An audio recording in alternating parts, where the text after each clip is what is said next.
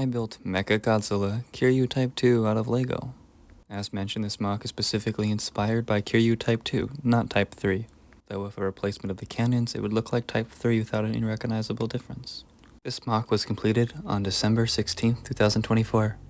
Several hours were spent building each component of Kiryu, so I do not have a very much estimated time on how long it took to build. It's just that it took a long time. Kiryu stands up at around an average of 25 bricks tall, but standing up completely straight is over 30.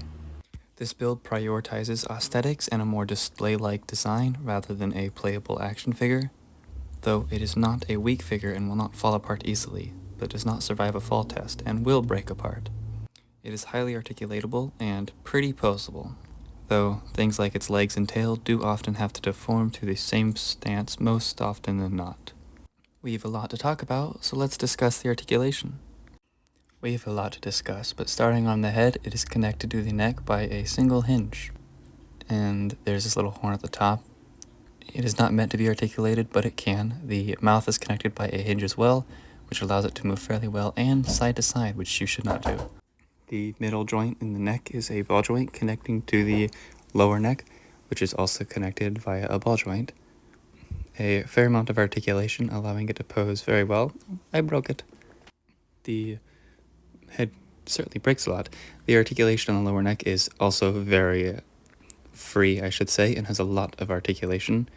These shoulder pads, they move up and down to allow better articulation for the arm itself, and then there is a joint connected to the body to create the shoulder, and the shoulder is a ball joint, but that joint is a hinge.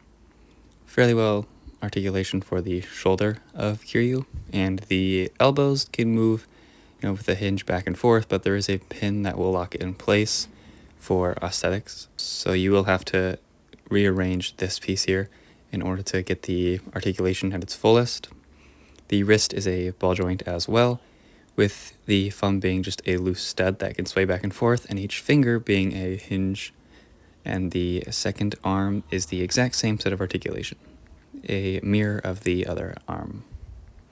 Moving to the middle of the torso, there is a single hinge, which is very articulatable. As you can see, it goes all the way around Kiryu, with a couple of adjustments needed to make sure that it goes properly, as it might bump into itself just a bit.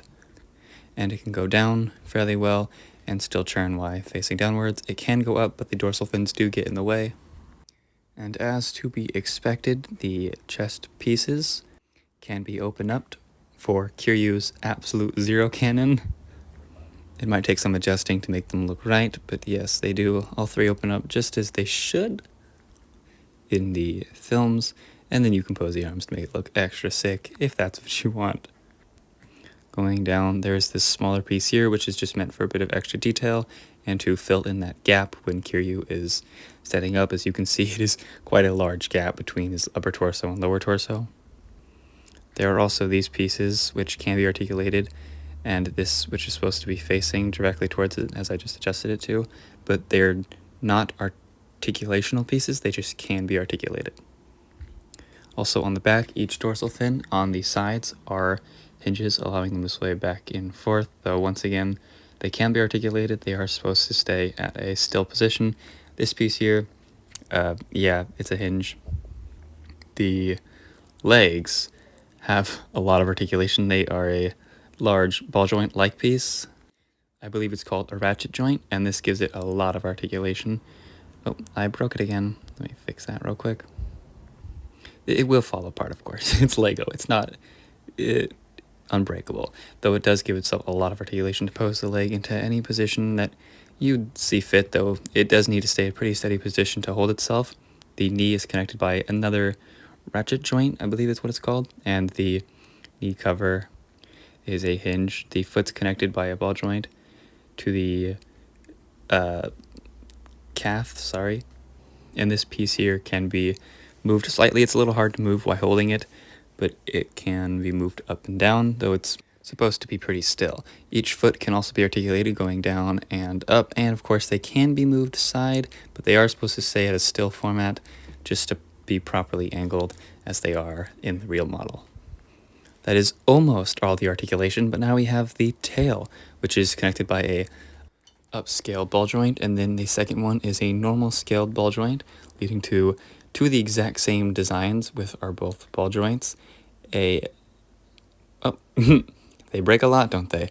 A smaller ball joint on the end there, and then two hinges, followed up by this, which rotates, it's a hinge as well. And that is all of the known articulation in Kiryu Type 2. There are no extra little attachments besides for his cannons on the back, which as you can see here, can be rotated upwards. Thank you for the Undertaker, a friend on Discord, for giving me criticism upon this design, and another friend on Discord for suggesting that I build Kiryu. If you're watching this at the release of the video, it is around Christmas time, which was the reason I chose to build this build the way that I did. Otherwise, I would have done an action figure scale series, but we are doing something much more special to celebrate the end of the year and Christmas. Let's begin the tutorial. As always, here is a part list of every piece that I used to build Kiryu Type 2, separated into several images, probably not organized in the most proper categories. And be aware that this is every piece that I use, meaning that there are some pieces that I use multiple or one and that you could do either or. Thank you for watching. Let's begin the tutorial.